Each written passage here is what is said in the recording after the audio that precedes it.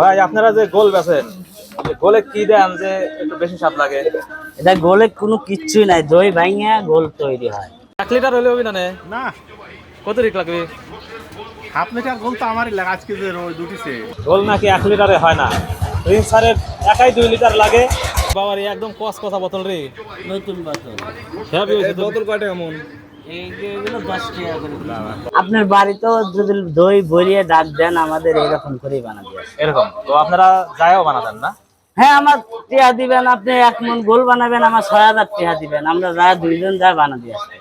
1 মণ গোল বানাতে 6000? হ্যাঁ, মানে আমার গোল দিবেন। গোল সহ নাকি বানানোর খরচ? না, খালি বানাইনের খরচ। আপনারা যেরকম করে চান সেরকম করে দিয়ে দেবো।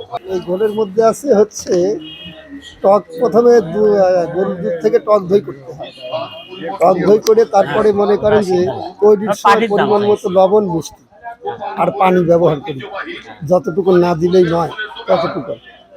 আপনি কয় বছর ধরে কাজ করেন? আমি করি এই কাজ হচ্ছে 10 বছর, কিন্তু আমার বাবা করে গেছে 40 বছর। ওরে বাবা, সে ব্রিটিশ আমল থেকে। এরা বাবার ঘোষ ইজ্জত ধরে রাখার জন্য আমি এই ব্যবসা করি।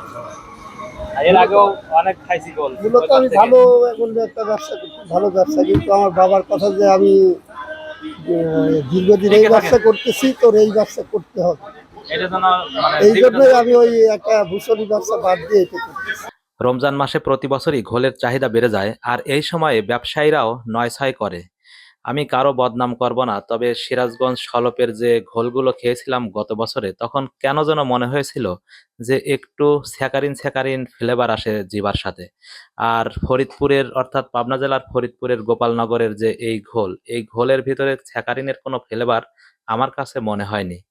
তো এটা আমার ব্যক্তিগত অভিমত জানালাম। আপনারা যারা আশেপাশে আছেন, ইচ্ছা করলে গোপালনগরের ঘোলগুলো খেয়ে দেখতে পারেন।